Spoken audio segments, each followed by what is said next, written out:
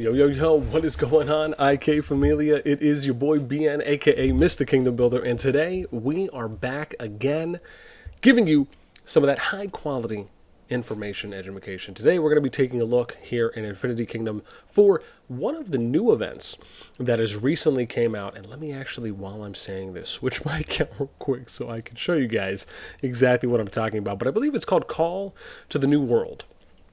And this is something that was announced on the Facebook along with, I want to say the IK Discord as well via one of the announcement channels. And in short, what it is allowing you the opportunity to do is to move from a set of kingdoms to one of 3 new kingdoms for free for any member or player that is in one of these kingdoms. Now, before we get started, we're going to talk about quite a few things here. As always, if you enjoy the content, make sure you sub, like, ring the notification bell, and if you want to join and be a part of our conversation, hit up the Discord. You can find a link to that in the description, pinned comment below. Okay, so let me start off first with, just to give you a timeline, right? So there's a couple kingdoms that are involved in this. There is, and I'll show you here from the character list. So 16, 14, and 8 are the 3 target kingdoms, just like we showed. 17, 15, 13, 12, 11, 10, and 9, right? So there is 6 kingdoms in which you can move from and then to one of these 3, right? So it's kind of like a 9-kingdom block. However, it's a 9-kingdom block that is between 1 and 17. So you're leaving out 8 other kingdoms, arguably. And I just want to point that out because the math on that just seems weird to me on, why not go 1 through 8? Why not go in blocks of 8 or blocks of 16 or just starting from server 1 and then work your way up? Like say you go 1 through 10 and then you're like, okay, well, people can move to, just pick the 2 or 3, just go, or if you want to do it, go by sets of 9. Go by sets of 9 and choose the 3 most active kingdoms that are left in that set of 9. Or if you do 8, maybe you do 2, right? Or maybe you do 12 kingdoms and you do the top 3 in each. Because you have to think about, what are you, and it kind of gets you to point number 2, how many kingdoms are you trying to really boost activity in? And then how many kingdoms are you going to be left with very low activity in? Right, because you have to think about, well, if you have 170, however many odd kingdoms, and you're doing a 1 to 3 ratio, then you're probably going to end up, whatever the math is on that, 57 or so, right? So you're going to end up having like 57 kingdoms out of 170 that are going to end up having good activity. And the number's probably a little bit lower than that because, the newer kingdoms are obviously going to have decent activity already, and it's not really going to dwindle that fast. But it just goes to show you, out of all the kingdoms, you're going to have, 50 to 60, right, that are going to be decently active. And that's only if players end up converting. So, to me, I would imagine, 1/3 is probably okay, depending. I would say maybe trying to shoot for like a 3/5 type of a thing, or even a 1/2 may be okay. If you say, hey, here's kingdoms 1 through 8, here's 4 kingdoms we recommend going to. Maybe you started off like that. Though, when I look back on hindsight, again, maybe 1/3 is probably more appropriate because you do want to push people to more active kingdoms. If you're trying to save or give people the opportunity to go. And of course, some people will probably just want to stay in kingdoms and, just kind of reap those benefits of being able to hit CORs back to back, placing top positions in certain events as well. Some of the benefits that you get from playing in a pretty inactive or deadish kingdom. But anyway, so that's a few things there. Now let's touch on real quick, if we can, the 3 kingdoms that they're giving you an opportunity to go to. So before we go into them, with 8, 14, and 16 being offered this time around, I'm going to tell you my biggest points on what you need to do as an individual or group that is looking to take advantage of this window. There's about 35 days left as of now. And if you're looking to take advantage of the window to migrate for free to one of these three kingdoms, this is what you need to do to make sure you are doing your due diligence. And I'll tell you how I would do it if I was going to go and look for someone to migrate. Number one, I would make an account in each of these kingdoms, and I would level it up to where I can look at the leaderboards and also be able to message people in the kingdom. Number two, I would message a few people at each level. An example of this is I would message, 3 or 4 leaders, right, from the top of the boards. I would message probably maybe like 2 officers per active alliance. I would message then a few people at the top of the strongest troop power boards or lord power, and then a few people at the bottom of the board, specifically that are not R6s or R5s. And then what you do is you draft up, or I guess whether you look at it before that, you draft up a copy, like a message that you can just easy copy, paste, and send, or copy, paste, send, etc. And you do that so you can get a range of feedback from these people, right? And this is the thing I'll say, if the kingdom is not being transparent with how they are operating, whether that is transparency in kingdom mails, transparency in videos or other types of content. An example would be if how many people saw me document my jump projects, and then when we were in the kingdoms, right, where you can go back and look at my content and it's not all sunshine and rainbows, right? There is authenticity, regardless if that's viewed great or it's viewed as cautionary.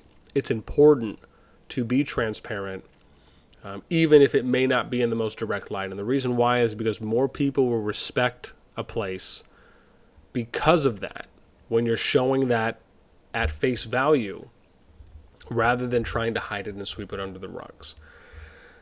From that, you draft a message up, and it can be something as an example. You could say, hi, my name is such. I'm looking for a new kingdom to migrate to, and wanted just to reach out and ask, 1, how long have you been there? And then 2, what has your experience been in the kingdom, or any feedback you have on what you've seen? Something to that effect. And then you write that out and you just copy paste that. You can do it in game if you want to format it. Probably better to do it on an emulator or so. And you message that to a bunch of people, get a spreadsheet out or something, or a Word doc, and just format it however you want, and then get all the responses back. And then you just try and, you look for the similarities, for the common denominator answers, and then you compare. And you do that for each of the kingdoms. That's how you properly gauge a kingdom that you're looking to go to. Again, unless you know people there that are going to be truthful with you, they're going to be honest, and also that they're actually involved in what's happening, right? That's the key thing. You have to really be involved or paying attention to trends, to what's happening at the management level, if you're in management. And it's good to hear from these people, especially when you hear it from, because the thing to understand is that management is going to most likely tell you something different than people who are not in management, right? There's a chance there will be I don't want to say adjustments, but there will be things that are not conveyed or conveyed differently because they either have certain information or they do not have certain pieces of information. So that can change the view in how someone articulates to someone who is not there how it actually is in a kingdom versus how they may just see it being in a kingdom. So that's why I say it's good to ask a lot of people, because it also reduces your margin of error. Okay, with that, I think that might cover. I gotta make sure I hit everything. 1, 2, 3, and then okay, yeah. So the next thing is, in short, here is just to show off the kingdoms. So let me do that. Now, let me be clear here. I'm not going to give you a review. I'm just going to show the kingdoms at face value and where they're at, and then I'll just kind of end it with my conclusion, if you will. Yeah, because I don't want to be biased or anything, or show favoritism, or even just through general auditing, as I usually do for my server analysis, to sway at all. Okay, so this is server 8, I think. Okay, so that's how the map looks. faction power as such. We'll look at power up to top 6. We'll do alliance level up to top 6. We'll do Lord Honor. Actually, I think Lord Honor is okay. Well, I guess it doesn't matter. We'll just do that. Lord Power here for top 5. Strongest troop power. We'll do castle level. Awesome. All right, now we're going to go to 14. Then I'll do 16. And we'll just kind of wrap up with my conclusive thoughts. That's wild. That's wild, I know. Because I will say in general, I actually do like the idea of what they're doing. I just have a few points that I would want to make as somewhat of a caution. And this is 14. Faction power. We'll do alliance level. We'll do Lord Honor. Lord Power. Strongest troop power. And castle level. Okay. Last one here is going to be 16. And as I was mentioning, again, I do like what they're doing with Call to the New World. It's just that, and I'll say I like it because, for example, if we're looking at 16, I think 17 was about 468 days old, so about 103 days past your year mark, and I'll comment on that in a moment here.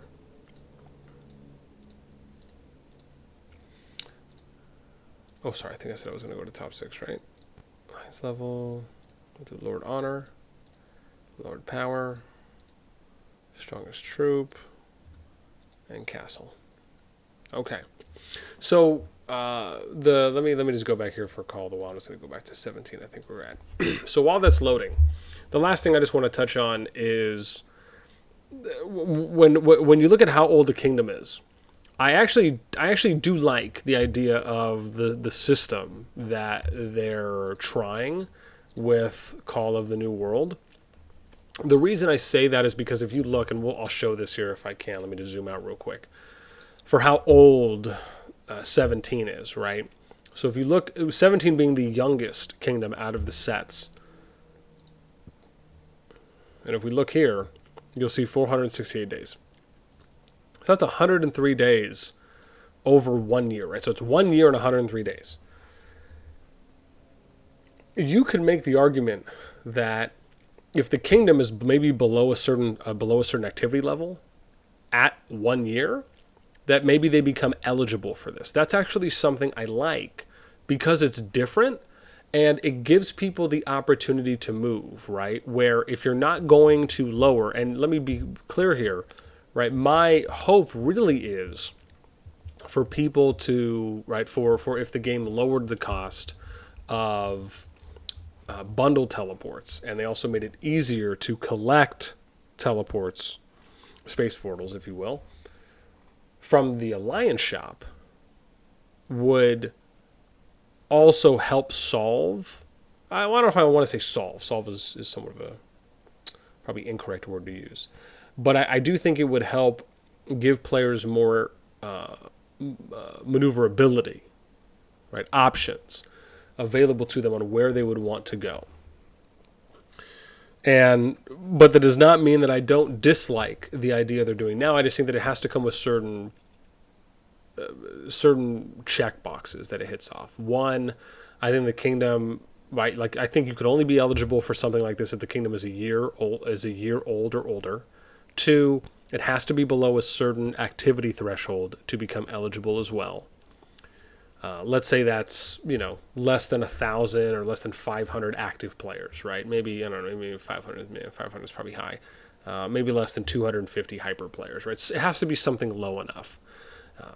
And then right, you'd give them an opportunity to only migrate within a certain range of kingdoms, right, that they're looking to go to. And right, so it wouldn't be, hey, you can migrate all the way up to 100 if you're in server 2 or something like that, right? I do think when you look at how they're doing it between 8, 14, and 16, but the youngest they're going to is 17. There's only one new server from there. And then I think they're as low as, I want to say it was 11 or 9, right? Yeah, and then up to 9 where you could move from, right? I think that's good. However, I still think it would have been better to go maybe 1 through 9 or 1 through 10 or something like that, right? Do 10 kingdoms at a time and then pick 3, or do 9 kingdoms at a time and pick 3, right? Because what you're doing here is you're doing, and they're kind of doing it at a 50% rate, right? Where they chose 9 kingdoms, but they're letting you migrate. I mean, however you want to view it, right? You're taking people from 6 and putting it into 3, even though yes, it is 9 kingdoms total. You're still condensing that, right? Like, let's say if you have majority of active players that move from these 6 kingdoms into 3, you are essentially halving, right? Or if you want to specifically say a third, I view it more as a half, but I guess technically that's if you're going 6 to 3. Anyway, semantics. If it's not, it is math, and I'm probably not doing it right. But you see where I'm going, and so I think that's important to look at as well, to be very cautious about how we approach it. Now, I actually think the way they're doing it in this trial is actually okay. I just would have liked for them to do it. 1, I would have liked for them to do it starting from server kingdom 1. And then 2, I would like for there to be transparency in how are they addressing, how are they finding kingdoms, what are the thresholds, what are the minimum numbers they're looking at. That information is important so we can understand. And it doesn't just seem as though they're I don't want to say they're picking it at random, right? Because I mean, I think it's clear the kingdoms, at least however many of the kingdoms, right? We would hope that they're selecting active kingdoms to be a part of those, right? And I'm sure to another degree, maybe they're looking at the kingdoms they chose and they're saying to themselves, well, some of the kingdom, we don't want to select other extremely active kingdoms, or maybe other kingdoms that have a lot of strong true power players where we're, because, I mean, this could be something, and I just want to play devil's advocate for a moment. This could be something where if this keeps up, there would be nothing stopping, every kingdom from going to just one kingdom, right? And you can think about kingdoms eventually that will use this as a recruiting tactic. They'll say, hey, you can free teleport now. You don't have to buy anything. Why don't you guys come to our kingdom, right? And you'll end up having however many of those target kingdoms start recruiting for themselves, which they really should, if you're thinking about doing it in advance, to start boosting activity in those. So again, right, it's one of those things where, what is the game trying to do? Is it trying to balance these things out where, for example, if you're not the number 1 strongest kingdom or the top 2 strongest kingdoms or however many, right, then, you're not going to get put into this cycle where you can bring more people in. Instead, they want the kind of rising tide to lift all boats. So they're going to focus on other kingdoms that, that will offer it first, which, don't get me wrong, I wouldn't see anything wrong with that. It just has to be important that they state those things ahead of time before they start. Right? Like, what are your intentions in the long run? These are really important questions that, 1, I think need to be asked, and then 2, it needs to be stated by the developer. Otherwise, it just comes off as they're just doing whatever they want with no direction, and we're just like kind of left to our, I don't want to say demise, but we're left to ourselves in inferring or hypothesizing what they may or may not be doing.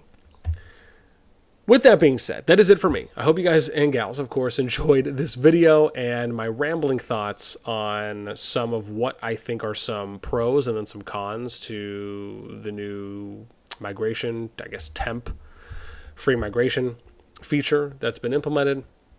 And please let me know what you think. Do you agree with me? Do you disagree? Have a different thoughts, other opinions, right? Share those with me in the comments down below.